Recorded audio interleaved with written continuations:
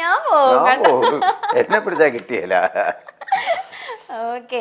അല്ല പക്ഷെ ഇപ്പൊ ഒരു ലെവലിൽ ചേട്ടൻ അത് ജഡ്ജായിട്ട് ഇരിക്കാനുള്ള യോഗ്യത ആയി. അതുകൊണ്ടാണ് അവര് അവിടെ പിടിച്ചിരുത്തിയേക്കുന്നത്. ഒരു കോമഡി ജഡ്ജ് ചെയ്യാൻ. ഇപ്പൊ വെറുതെ ഇരുന്ന് ചിരിക്കല്ല. ചേട്ടൻ പറയുന്നതിൽ ഭയങ്കര പോയിന്റ് ഉണ്ട്. ചേട്ടന് ചിരി വന്നാ ആ ചിരിക്കും കറക്റ്റ് ആയിട്ട്.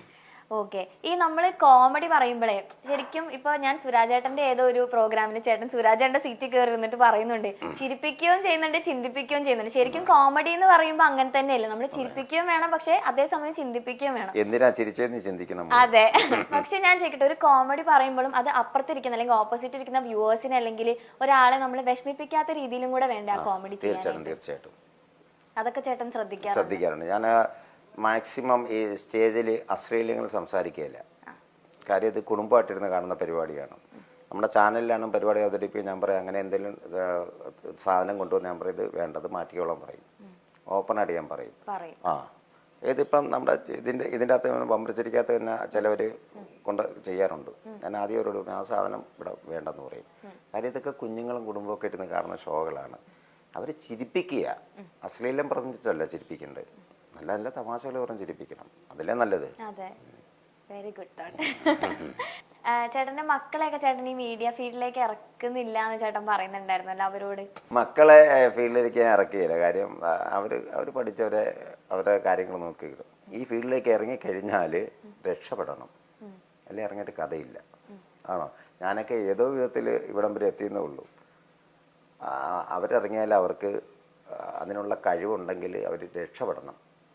മമ്മൂക്കയുടെ മോനൊക്കെ സിനിമയിൽ നിന്ന് രക്ഷപ്പെട്ടില്ലേ, ഫാസിൽക്കാടെ മോൻ വന്ന് രക്ഷപ്പെട്ടില്ലേ.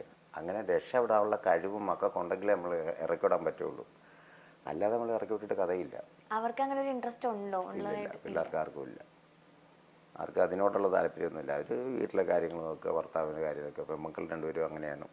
ചെറുക്കനാണെങ്കിൽ വിദേശത്ത് എവിടെയെങ്കിലും ജോലി ചെയ്യണമെന്നുള്ള ആഗ്രഹമാണ്. സിനിമാ ഫീൽഡിലേക്ക് ഒരു പ്രാവശ്യം അങ്ങനെ എൻ്റെ അടുത്ത് വന്ന് പറഞ്ഞു, എൻ്റെ കഥ ഇരിപ്പുണ്ട് വാപ്പിന്നൊന്ന് പറഞ്ഞു. ഞാൻ പറഞ്ഞു ആദ്യം നീ അത് സ്വന്തമായിട്ടൊന്ന് വായിച്ചു നോക്കും, എന്നിട്ട് കൊള്ളാവുന്ന നോക്ക്, എന്നിട്ട് നീ എന്നെ കൊണ്ട് കാണിയിട്ട് എന്നിട്ട് ഞാൻ വായിച്ചു നോക്കിയിട്ട് കൊള്ളാമെങ്കിൽ നമുക്ക് ആർക്കും എല്ലായിടത്തും എന്തെങ്കിലും ചെയ്യിപ്പിക്കാന്ന് പറഞ്ഞു. അതോടുകൂടി അവൻ്റെ ആഗ്രഹം തീർന്നു. ചേട്ടൻ നിരാശപ്പെടുത്തി പാവം. അല്ലെന്നേ, ഞാൻ പറഞ്ഞില്ലേ, ഇറങ്ങിയാൽ ഒരേ സിനിമയുടെ സെറ്റിൽ ചെല്ലണം, ചില കാര്യങ്ങൾ കാണണം. കുറേ നാളുകളുടെ അലച്ചിലും ബുദ്ധിമുട്ടുമായിട്ട് ഓരോ സ്ക്രിപ്റ്റും ഒക്കെ എഴുതിയിട്ട് വന്നിട്ട് പാവങ്ങൾ നിരാശപ്പെട്ടു പോകുന്നുണ്ട് രക്ഷപ്പെടാതെ. അങ്ങനെ എത്രയോ പേരുണ്ടെന്നറിയോ, ഒരു പണിക്കും പോകത്തില്ല. സിനിമ സിനിമ സിനിമ എന്നും പറഞ്ഞ് ഇങ്ങനെ ഇറങ്ങി നടക്കുക. ചില സ്ഥലത്തൊക്കെ ജൂനിയർ ആർട്ടിസ്റ്റുകളൊക്കെ കാണാറില്ലേ, അവരൊക്കെ എന്തോരം കഷ്ടപ്പെട്ടിട്ട് വരുന്നതെന്നറിയോ. ചിലവർ അതിൽ നിന്ന് വിരലുണ്ടാവുന്നവർ രക്ഷപ്പെടും, അല്ലാത്തവരെല്ലാം ഈ സെയിം സാധനം തന്നെ ചെയ്തുകൊണ്ട് കിടക്കും.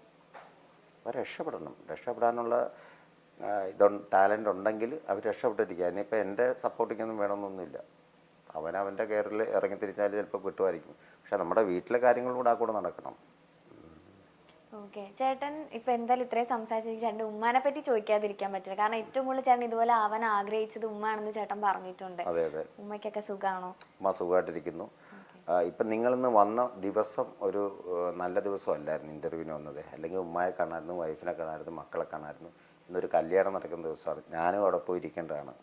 അപ്പം അവിടെ ഇപ്പം എന്നെ വിളിച്ചുകൊണ്ടേ ഇരിക്കാതിരുന്നില്ല, വാ വാ വാന്നും പറഞ്ഞിട്ട്. അപ്പം ആ ഒരു ദിവസം വന്നുകൊണ്ട് അല്ലെങ്കിൽ എല്ലാവരും ഒന്ന് പരിചയപ്പെടാറുണ്ട്. ഓക്കെ. ഒരൊറ്റ ചോദ്യം കൂടെ. ചേട്ടൻ പറഞ്ഞിട്ടുണ്ട് ചേട്ടൻ ഭിക്ഷ എടുത്തിട്ട് വരെ ജോലി ചെയ്തിട്ടുണ്ടെന്ന്. അപ്പൊ ആ ഭിക്ഷ എടുത്ത സംഭവം ചേട്ടൻ്റെ ഉമ്മാക്ക് അറിയോ? അറിയാമല്ലോ. അതന്ന് ഭിക്ഷ എന്നല്ല അതിന് പറയുന്നത്, അതിന് കപ്പയ്ക്ക് പോവാന്നാണ് പറയുന്നത്. ഒരു കൊട്ടയൊക്കെ ആയിട്ട് നമ്മൾ വീടുകളിൽ പോയിട്ട് കപ്പ, ഉണക്കപ്പയൊക്കെ ഉള്ള സമയം അന്നേരമൊക്കെ. പക്ഷെ അത് ഭിക്ഷയാണ്, ഒരു വിധത്തിൽ പറഞ്ഞാൽ ഭിക്ഷയാണ്. അങ്ങനെ പോയി അവിടെ ഞാനത് അങ്ങനെ പറഞ്ഞത് ചേട്ടൻ ഇന്റർവ്യൂസിൽ അങ്ങനെ ഒരു വേർഡ് യൂസ് ചെയ്തിട്ടുള്ളതുകൊണ്ടാണ്. കുഴപ്പമില്ല, എനിക്കിത് പറയുന്നതിന് യാതൊരു നാണവും ഇല്ല. ഞാൻ പോയിട്ടുണ്ട്, വീടുകളിൽ പോയിട്ട് അമ്മച്ചീന്ന് വിളിച്ചിട്ട് അവരെന്തെങ്കിലും കൊണ്ടുതരും. ചില വീടുകളിൽ നിന്നായിരിക്കും ആഹാരങ്ങൾ കിട്ടുന്നത്. അതേപോലെ ആണുങ്ങളുടെ ഹോസ്റ്റൽ, പെണ്ണുങ്ങളുടെ ഹോസ്റ്റൽ, ഇവിടെ മെഡിക്കൽ കോളേജ് ഉണ്ടല്ലോ, അവിടെ നിന്ന് പോയി അവിടെ നിന്ന് ഉച്ചയ്ക്ക് ആഹാരം കഴിക്കും. വൈകുന്നേരം വരുമ്പോൾ കുറച്ച് അരി, കുറച്ച് കപ്പ, കുറച്ച് ചില്ലറ പൈസ എല്ലാം കൂടെ കാണും. അത് വീട്ടിൽ കൊണ്ടുവന്നിട്ട് അന്നത്തെ ദിവസം ഞങ്ങളത് വെച്ച് കഴിയും. അതിനെന്താ പറയുന്നതിനാണോ? അല്ല, ഞാൻ ചോദിച്ചതാണ്, എത്രയൊക്കെ വന്നാലും ഒരു ഉമ്മക്ക് അത് ഭയങ്കര വിഷമം ഉണ്ടാക്കുന്ന ഒരു കാര്യം. വിഷമിച്ചിട്ട് കഥയില്ല. കാര്യം ജീവിക്കുക എന്നുള്ളതാണ് ഏറ്റവും വലുത്. അത് ഭിക്ഷ ഒരു വലിയ മോശമായിട്ട് ഞാൻ കണ്ടിട്ടില്ല. എന്ത് തൊഴിലും അതിൻ്റെതായ ഒരു മാന്യതയുണ്ട്. കക്കാതിരിക്കുക, മൂട്ടിക്കാതിരിക്കുക, പിടിച്ചു പറിക്കാതിരിക്കുക, അതാണ് ഏറ്റവും കൂടുതലുണ്ട്. ജീവിക്കാനായിട്ട് എന്ത് തൊഴിൽ വേണം ചെയ്യാം. പക്ഷെ ആ ചെയ്യുന്ന തൊഴിൽ പറയാനായിട്ടുള്ള മനസ്സുണ്ടാകണം മനുഷ്യന്. അതില്ലാത്തവർ മനുഷ്യന്മാരല്ല. ഞങ്ങളൊക്കെ പണ്ട് പരിപാടിക്ക് പോകുമ്പോഴത്തേക്കും മൈലുകളോളം നടന്നാണ് കാണാൻ പോകുന്നതും കേൾക്കാൻ പോകുന്നതൊക്കെ. ആ കേട്ട് അത് കണ്ട് പഠിച്ച് അതിൽ നിന്ന് എന്തെങ്കിലും എടുക്കാൻ നോക്കുമോ പറ്റുമോ നോക്കി അങ്ങനെയൊക്കെ ചെയ്തിട്ടാണ് ഇവിടം വരെയൊക്കെ നമ്മൾ എത്തിപ്പെടുന്നത്.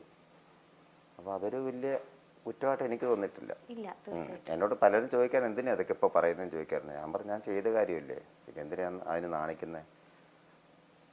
അങ്ങനെ എന്നോട് പല റിലേഷനൊക്കെ ചോദിക്കാറുണ്ട്, എന്തിനാ പറയുന്നത്, മീൻ കച്ചവടത്തിന് പോയത്, ലോട്ടറി വിൽക്കാൻ പോയത്, സായന പേപ്പർ വിൽക്കാൻ പോയത്, ഹോട്ടൽ സപ്ലയറിന് പോയത്, ആക്രി പെറുക്കാൻ പോയത്, ഇതൊക്കെ ഞാൻ ഇൻ്റർവ്യൂവിന് പറഞ്ഞു.